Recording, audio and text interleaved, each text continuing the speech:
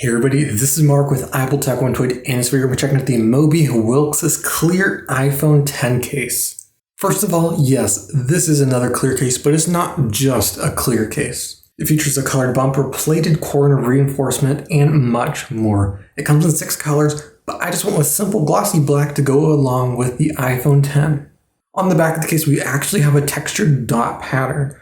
It's just designed and is not on the outside of the case. Because of that, the case is super slippery. It's smooth and gets greasy really easily. It's almost as slippery as the bare glass black of the iPhone 10.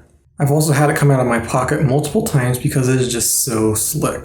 It also tracks lots of fingerprints and gets pretty messy if that's something you were wondering. On the sides of the phone, we have our reinforced bumper with coverings for all the buttons and just enough space for the mute switch. I'm not typically a fan of cases that cover the buttons because it makes them hard to press, and that's definitely the case with this one. There's little to no tactile feedback. It requires a lot of force to press. You're not sure you actually press the button until the phone turns off or the volume changes. I'm not a big fan of these buttons, but it's a common issue with many other cases. The look of the case is one of the best selling features. I love the fact that you can see through to the glass back of the phone. The dots aren't too noticeable, which helps to disguise the dust that can get under. However, when compared to other cases, I feel like this one is a lot better. I'm not noticing as much dirt getting under the back and don't need to take it off as often to clean. The colored bumper goes great with the color of the phone and looks like it was made specifically for the iPhone 10.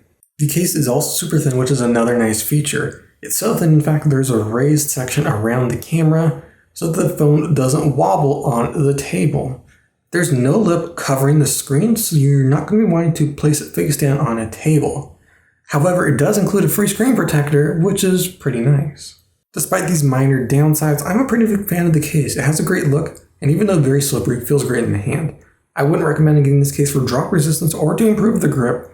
I would get this to preserve the look of your phone while also adding some scratch resistance at the same time. If you're interested in picking up this case, I'll leave a link to it in the description. If you have any questions, let me know in the comment section below. If you like this video, leave a like and hit the subscribe button for more videos like this. This is Mark with Apple Tech 128, and I'll see you in the next one.